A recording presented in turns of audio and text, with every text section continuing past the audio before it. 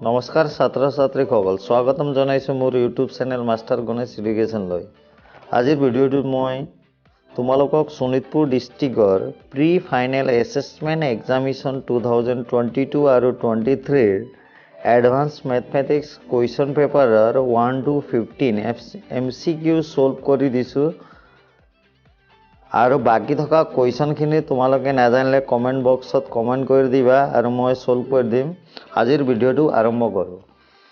এটা 1 নম্বৰৰ এনসাৰ হ'ব A নম্বৰ 0, 2 নম্বৰৰ লগ 663.7ৰ পূৰ্ণক হ'ব 2 D নম্বৰটো। তাৰপিছত 3 নম্বৰ হ'ব ভেলু অফ সাইন 270 মাইনাছ থিটা মান হ'ব cos থিটা। সাইন 115 থিটাৰ মান হ'ব কি সাইন 65। 5 নম্বৰৰ এনসাৰ হ'ব B2, 7,1, 4,2, 1,3। 6 নম্বৰৰ এনসাৰ হ'ব 10।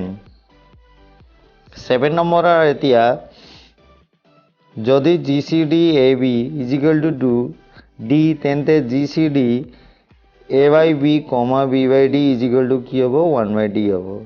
এতিয়া 8 নম্বৰৰ এনসাৰ হ'ব B 1। 9 নম্বৰৰ এনসাৰ হ'ব B নম্বৰটো। 10 নম্বৰৰ এনসাৰ হ'ব A = -I। 11 নম্বৰৰ এনসাৰটো হ'ব 2/3 A নম্বৰটো হ'ব। 12 নম্বৰটোৰ এনসাৰ হ'ব যদি sin থিটা 1/3 হ'লে find the value of tan 2 থিটা 4√2/9।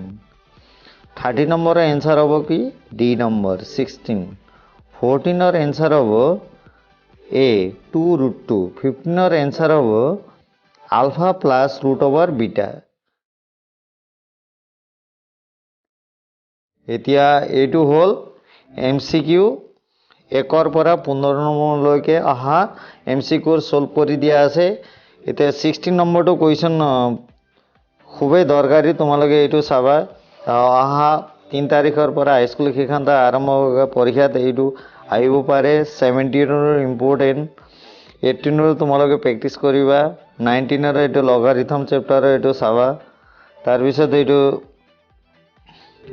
20 নম্বৰটো ভালকৈ প্ৰেক্টিছ কৰিবা আৰু 21 বিগিন শব্দটোৰ আখৰ কেইটাৰ দ্বাৰা